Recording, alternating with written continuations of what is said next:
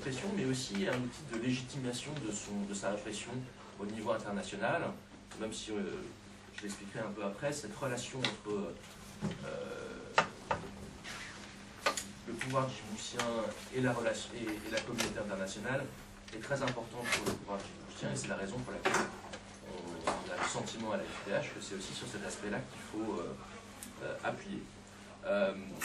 Mais évidemment, cette répression qui a été mise en place progressivement a eu différentes phases et a été plus ou moins forte selon les époques. Il y a eu des époques, évidemment, avec l'activisme du Front d'Armée pendant les années 90, où l'utilisation de la torture a été très systématique. Ça s'était un petit peu amenuisé dans le début des années 2000.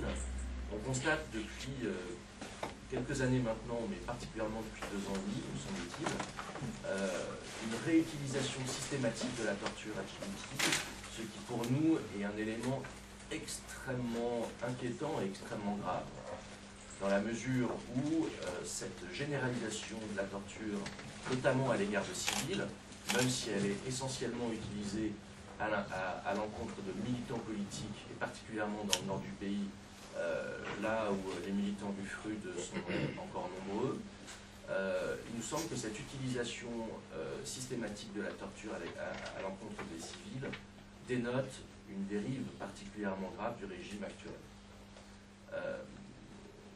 Et c'est une véritable préoccupation, puisque cette torture se déroule aussi dans les lieux de détention. Or, la multiplication des arrestations et des détentions est aussi à l'ordre du jour depuis 2 ans et demi, et on voit que de nombreux militants politiques, au cours de leur détention, qui peuvent être même assez courtes, font l'objet de cas de torture. Et bon, je ne vais pas m'étendre plus que ça sur la question de la typologie des exactions, mais on voit malheureusement que l'ensemble de la typologie des exactions connues est utilisée, même si on n'entre pas non plus, et il faut bien le dire, dans une répression massive, armée du peuple djiboutien, c'est-à-dire qu'on n'entre pas dans la catégorie du génocide ou voilà, on peut discuter de la notion par contre de crime contre l'humanité éventuellement, mais on n'est pas non plus dans des situations de crime de guerre.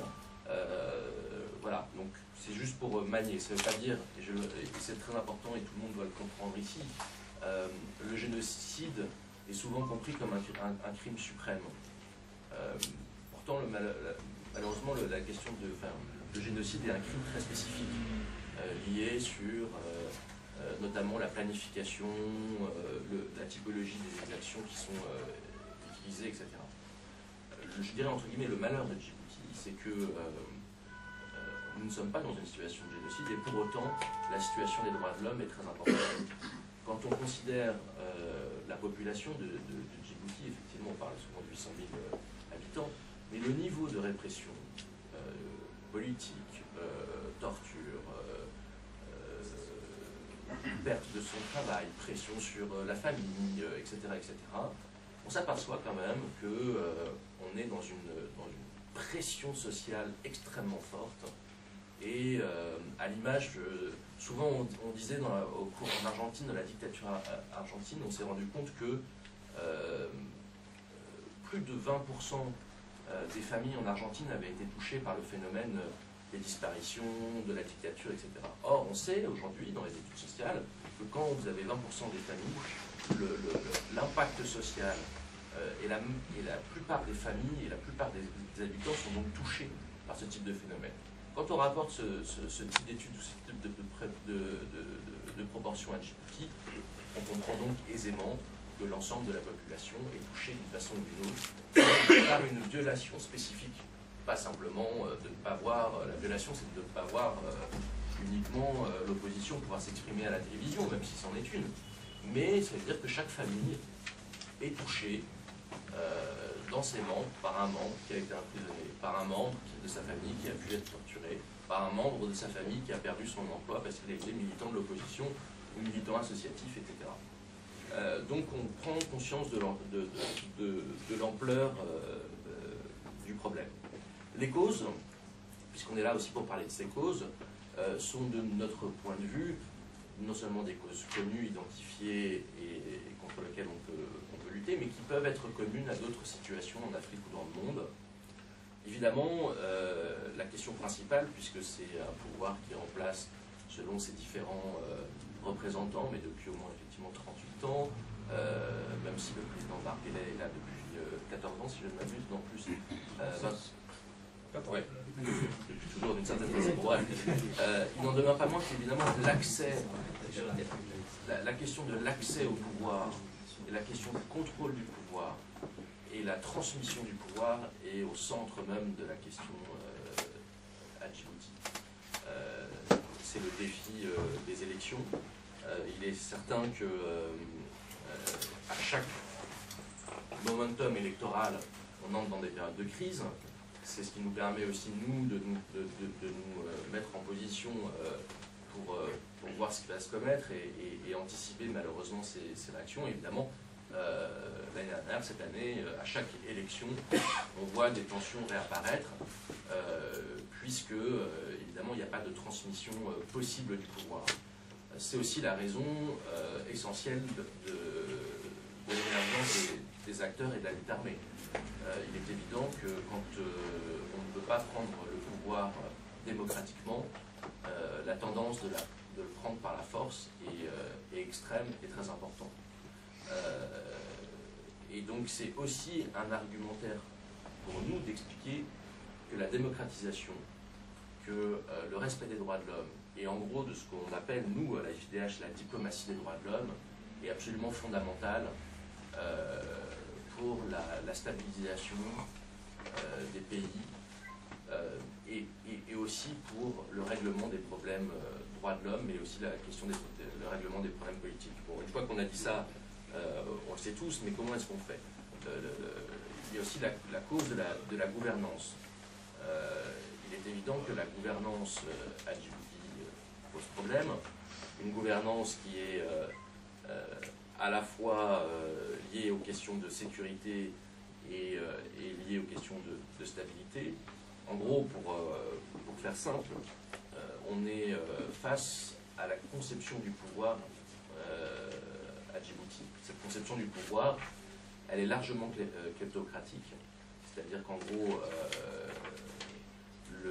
les élites qui sont au pouvoir sont un groupe restreint, qui s'est au fil des temps de plus en plus restreint, et qui s'est au fil des temps restreint pour organiser et structurer des affaires et garder le plus de pouvoir, d'argent possible en quelque sorte.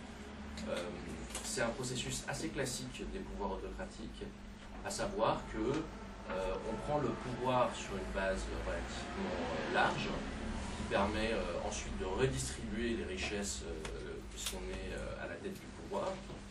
On le redistribue à son camp, à son clan, aux personnes qui vous aident à contrôler le pouvoir. Et au fur et à mesure du déroulement de ce pouvoir autocratique, on s'aperçoit que ce pouvoir est de plus en plus gourmand. Et donc qui redistribue de moins en moins. Et donc que je dirais l'assiette de redistribution de ce pouvoir est de moins en moins large. Et la contestation de ce pouvoir est donc de plus en plus forte. Et c'est une des raisons pour lesquelles on essaye d'expliquer aussi au niveau international la dangerosité des pouvoirs autocratiques, pour ne pas dire dictatoriaux.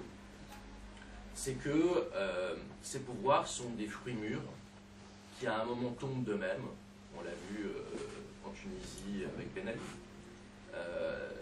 Des pouvoirs qu'on pensait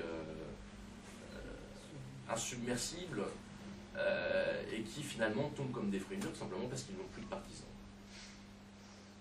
De notre point de vue, on est dans cette situation à Djibouti. Et comme cette diplomatie des droits de l'homme essaye d'utiliser les arguments aussi de la communauté internationale qui voit en Djibouti une sorte de pôle de stabilité dans lequel la pénétration islamiste n'est pas trop importante, dans lequel les pouvoirs ont des bases militaires, dans lequel cette situation géographique permet le contrôle de la mer qui est un des voies de transport international les plus importantes et pour lesquelles on a besoin de sécurité, notamment avec le développement de la piraterie en Somalie. Voici les raisons essentielles du soutien des puissances occidentales à Djibouti. De surcroît, ce soutien s'exprime par les 30 millions de dollars que chaque base génère chaque année au pouvoir djiboutien. 30 plus 30, 60 millions de dollars en gros.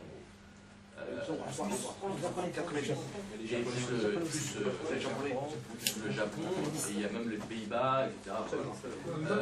Mais c'est quand même un soutien financier énorme, qui d'ailleurs ne sont pas comptabilisés au budget de l'État. Donc voilà. Et on essaie d'expliquer aux puissances, à la communauté internationale, que ce pouvoir, du fait de sa structure, du fait de son comportement à l'égard de sa population, et du fait de sa conception même du pouvoir, va tomber, et quand elle va tomber, ce sera un vide politique aussi pour ce pouvoir, pour cette communauté internationale. D'où la raison de aujourd'hui, dès à présent, utiliser les droits de l'homme comme une mesure politique, mais aussi comme un moyen, comme un principe fondamental, mais aussi comme un principe de réalité politique. La réalité politique consiste à faire en sorte que on soit dans une transmission démocratique du pouvoir pour éviter toute ouverture de lutte politique éventuelle, de conflits éventuels, etc. C'est la pacification par la démocratisation et par le respect des droits de l'homme, c'est en tout cas notre approche. Enfin, pour ne pas prendre trop de temps, évidemment, il y a la question de l'impunité, qui est une question fondamentale que je ne vais pas trop développer. Allez-y, vous avez la parole.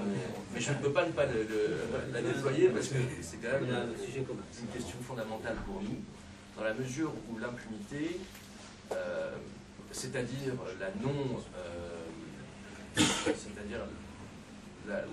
la non-sanction exactement par les auteurs du pouvoir, d'auteurs de violation des droits de l'homme, fragilise à notre sens ce pouvoir, mais aussi déstructure la société. Les dictatures ont pour objectif évidemment d'éliminer tout ennemi intérieur, comme Pradani le disait tout à l'heure. Or l'ennemi intérieur, c'est effectivement agrandi dans le même mouvement que les bases et le soutien du régime s'amenuisaient. Et donc on a aujourd'hui un phénomène où des personnes qui avant avaient une position nettement plus ambiguë par rapport au pouvoir sont devenues des ennemis féroces de ce pouvoir et de ce régime. Et par conséquent, il y a une alliance sociale contre le pouvoir en place qui est aujourd'hui probablement plus large et probablement plus solide qu'elle ne l'était il y a une dizaine d'années. Et cette impunité, elle s'exprime dans tous les niveaux de la société.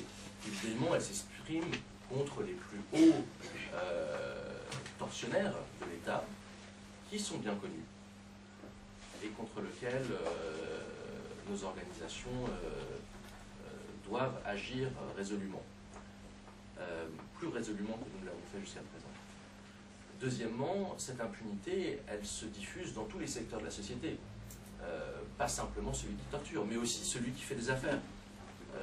Si vous êtes un entrepreneur français, américain ou ailleurs, la sécurité juridique à Djibouti s'arrêtera à l'intérêt des gens qui sont au pouvoir. Et par conséquent, vous ne savez pas si votre investissement va perdurer en fonction du fait que l'intérêt d'une personne liée à certains plans du pouvoir pourrait être mis en cause. Et donc, dans ce cas-là, vous risquez complètement de perdre votre affaire. C'est aussi une vraie limitation et un vrai problème pour l'ensemble de la communauté internationale, mais aussi pour le développement économique de Djibouti, puisque en plus de cette prédation des ressources qui est à l'œuvre à Djibouti, notamment sur le port, etc., le développement économique ne profite guère à l'ensemble des Djiboutiens, et encore moins si vous vous situez dans le nord du pays. L'objectif nous semble-t-il, tout à l'heure était évoquée la question de comment est-ce qu'on peut construire un État, comment est-ce qu'on peut unifier cet État, etc., etc. Il nous semble qu'à la fois, la mise en place de politiques efficaces et de luttes efficaces pour le respect des droits de l'homme et la construction d'un État vont totalement de pair dans la vision de Djibouti de demain. Il s'agit de faire quoi selon toujours ce principe de diplomatie des droits de l'homme? Il s'agit de construire un consensus national, et non pas sur des intérêts d'individus, mais sur des principes. Et ces principes, on évoquait la question des peuples, des clans et des sous-clans, et comment est-ce qu'on va faire pour faire ci et faire ça. Construire un consensus national, vous l'avez déjà dans la charte africaine des droits de l'homme et des peuples. Les bases même de ce consensus national, qu'il soit politique, humain, principiel, existent déjà dans les textes africains. C'est la reconnaissance de tous les peuples dans des règles communes, mais qui sont respectées. Et c'est bien ça le principe. La problématique de la prise du pouvoir est la même que la problématique du consensus national. Si l'État vous nuit ou vous viole vos droits, vous devez pouvoir avoir un recours. Le jour où ce recours sera effectif à Djibouti, vous n'aurez plus de problème d'affaires, d'issa, de clan ou de sous-clan, puisque chaque individu sera égal par rapport à l'État et aura un recours légitime qui saura être tranché de façon légitime. À l'opposition au peuple djiboutien, et y compris à toutes les personnes, de construire ce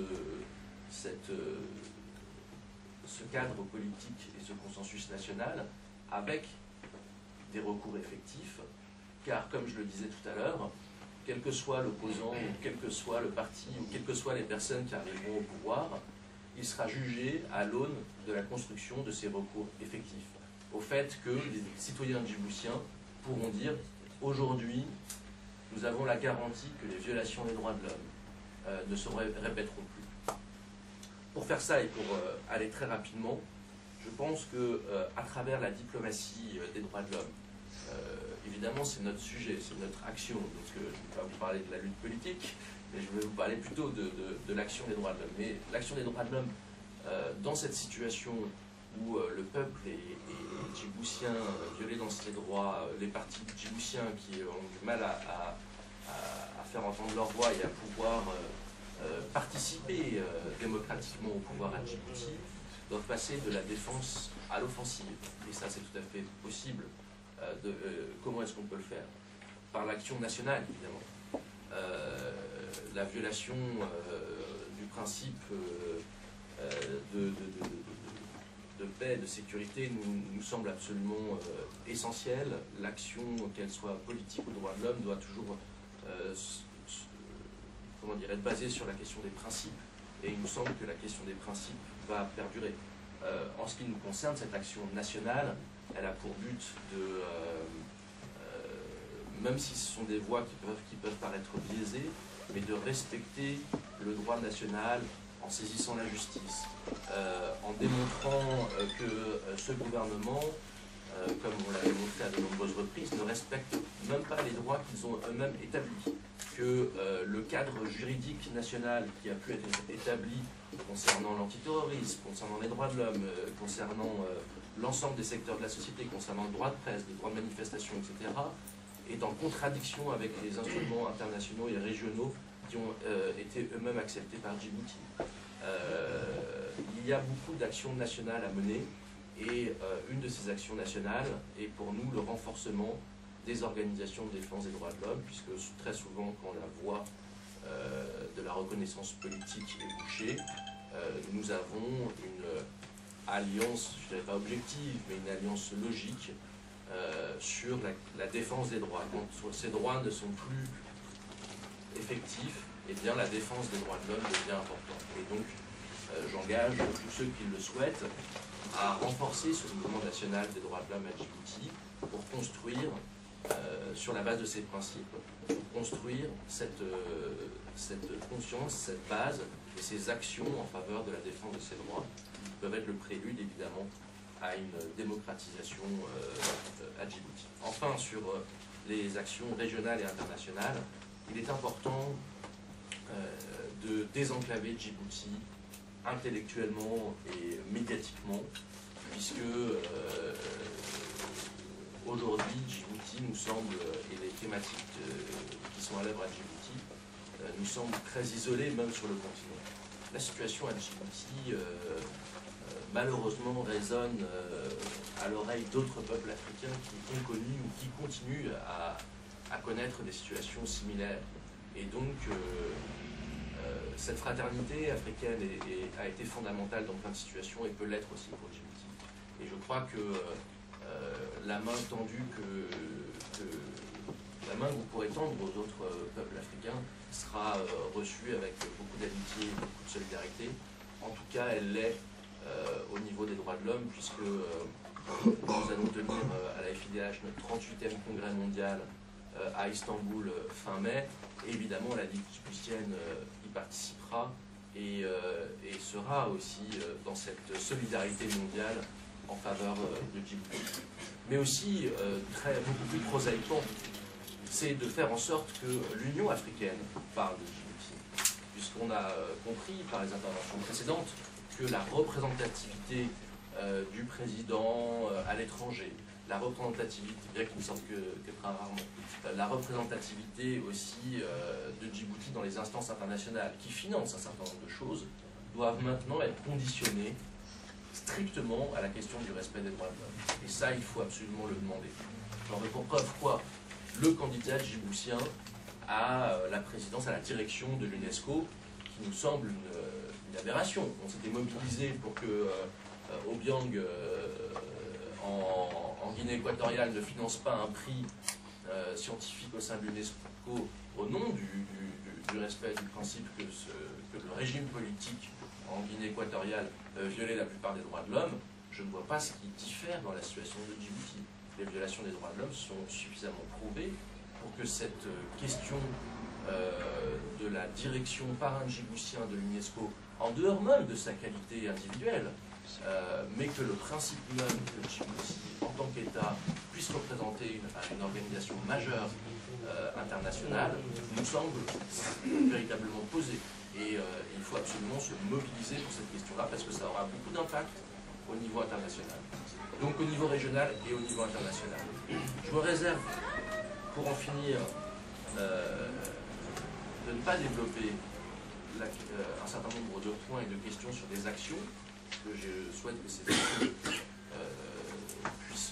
puissent aboutir, mais je crois que de toute façon l'ensemble des actions de mobilisation à l'égard pour le respect des droits de l'homme, il ne s'agit pas uniquement d'un régime, mais il s'agit de défense des principes. Si le régime change et que le régime d'après est tout aussi autocratique, ça ne sert à rien. C'est la défense des principes qui nous semble fondamentale et qui permettra la non-répétition des violations des droits de l'homme.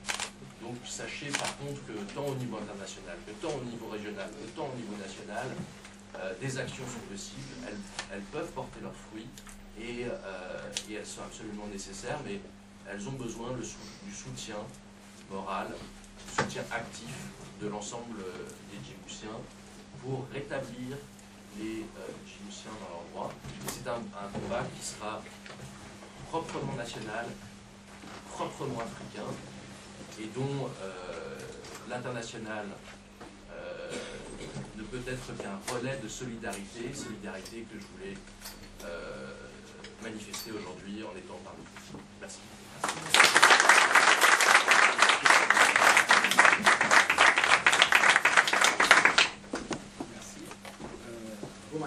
Voilà. On va continuer en fait. Non, mais c'était pas on parlait des droits des organisations de droits de l'homme, des temps de parole et des parole de l'action politique. On va clôturer avec Qassim ici, Ahmed Qassim ici, avec répression, punition collective, impunité, élément majeur de la crise. Voilà. Donc, après le porte-parole de la Fédération internationale des droits de l'homme, il est très très difficile de parler de respect des droits de l'homme, mais le thème qui m'a été attribué, c'est effectivement la répression, la punition collective et les impunités. Et j'ai rajouté un autre terme qui est la discrimination aussi, dont certains sont victimes à Djibouti, que ce soit des cadres, que ce soit des Afars, que ce soit des Arabes. Donc, le régime politique, je vais parler d'un régime politique, mais je ne parlerai pas de régime politique, mais plutôt d'un régime autocratique, clanique. Vous avez utilisé les termes, moi j'utiliserais patrimonial. Vous voulez faire des affaires à Djibouti. Excusez-moi, je ne me suis pas présenté. Je m'appelle donc Ahmed Kassimité. Je suis le président de l'Association pour le développement et la démocratie. Et donc pour ceux qui ne connaissent pas Djibouti, j'ai une petite carte. On voit bien, c'est un tout petit pays de 800 000 habitants avec 23 100 km². C'est tout petit. Mais c'est aussi un pays stratégique, comme vous l'avez dit. Stratégique pour le pétrole, stratégique pour tout ce qui est approvisionnement pour l'Éthiopie, par exemple. Et c'est aussi donc un régime qui a... J'ai aussi travaillé à Djibouti pendant de nombreuses années avec certaines personnes qui sont ici, monsieur le directeur de la RTD, etc. J'ai occupé les fonctions de directeur de la formation à la Chambre de commerce de Djibouti pendant plusieurs années. Et donc côtoyer à peu près, de très près, le fonctionnement du régime tel qu'il vit profondément. Et il a érigé ce régime, sa gouvernance, je dirais, sur la répression, la punition collective et l'impunité. Les auteurs des crimes, par exemple, je citerai un seul crime, celui pour lequel je vous ai invité tous les ans, le 18 décembre, certains me connaissent pour ça, à faire une manifestation devant l'ambassade de Djibouti à Paris, pour dire que ce crime n'a toujours pas été puni, et les auteurs de ce crime, le massacre, donc c'est le massacre d'Ariba, qui a eu lieu en 91 parce que le FRUD a bougé un peu dans le nord du pays, et à chaque fois qu'il y a un mouvement, allez, on va dire d'une dizaine de jeunes quelque part dans le nord ou dans le sud du pays, le régime s'en prend à la population civile. Une cinquantaine de personnes ont été tuées par l'armée, et à aucun moment, aucune enquête n'a été diligentée, parce que c'est un crime, quasiment un crime d'État. Et donc depuis 91, nous manifestons chaque année pour dire arrêtez les crimes. Il faut retrouver les coupables, ceux qui ont assassiné, ceux qui ont massacré des innocents à cette date-là. Et depuis, le régime continue à chaque fois qu'il y a un mouvement, qu'il y a une contestation, à réprimer la population civile. Que ce soit au BOC. Je ne veux pas vous citer à chaque fois, ni faire la liste des crimes qui ont été commis depuis les années 90 à aujourd'hui, parce que ça continue. Les élections ont donné aussi l'occasion au régime de réprimer le peuple, que ce soit à Tadjoura, à Diki. Et donc il y a 37 victimes qui ont été empoisonnées. Regardez jusqu'où va les moyens qu'utilise l'État et notamment la gendarmerie pour les tortures, parce que, rappelez-vous, Djibouti a été une colonie, un territoire français des Afars et des Issa, et qui a hérité aussi d'une formation de la gendarmerie nationale française, qui est reconnue, très connue dans le monde entier, pour la façon de torturer les gens. Ce régime, les militaires, les gendarmes djiboutiens ont hérité de cette formation. Malheureusement, pour nous tous, et tous ceux qui ont été victimes de ces gendarmes, aujourd'hui, n'ont pas été entendus. Ils sont toujours victimes de cela. Vous avez dit que la démocratie, ça se construit. Vous avez cité les piliers de la démocratie, la justice indépendante, des élections démocratiques, libres, respectées. Et tout ça, à Djibouti, ça n'a pas lieu. C'est pour ça que je commencerai par dire que le régime a érigé sa gouvernance sur la répression. Même si les institutions internationales ou la communauté internationale nous en font pas, c'est un régime basé sur la répression et le plainisme.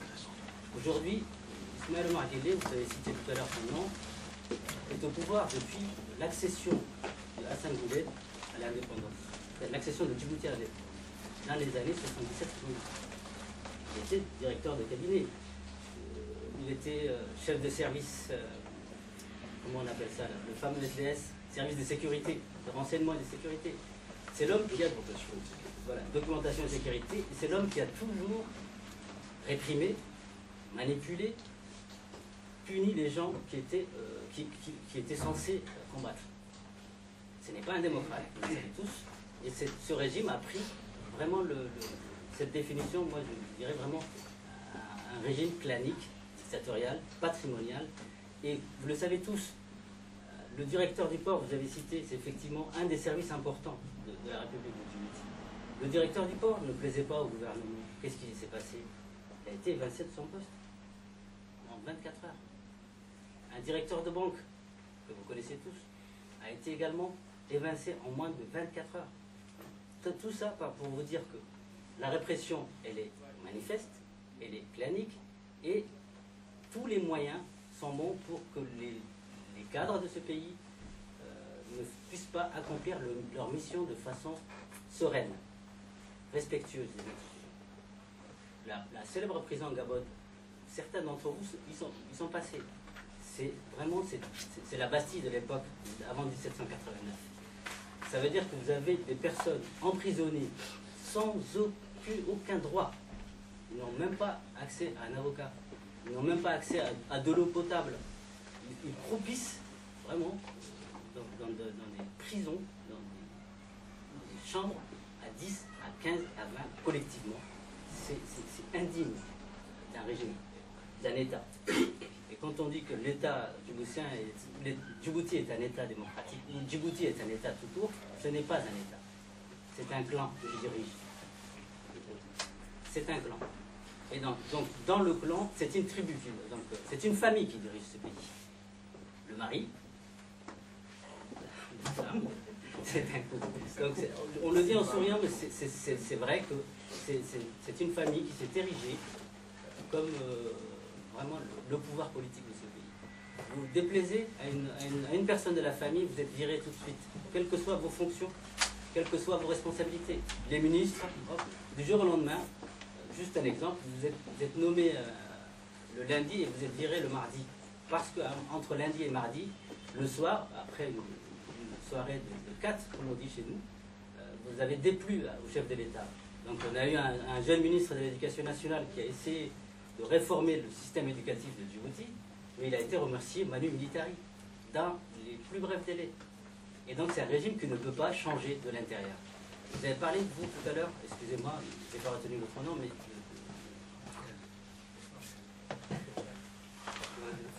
vous avez parlé, excusez-moi, mais à un moment où la démocratie, les élections ne sont pas libres, vous avez parlé de la possibilité d'utiliser la violence.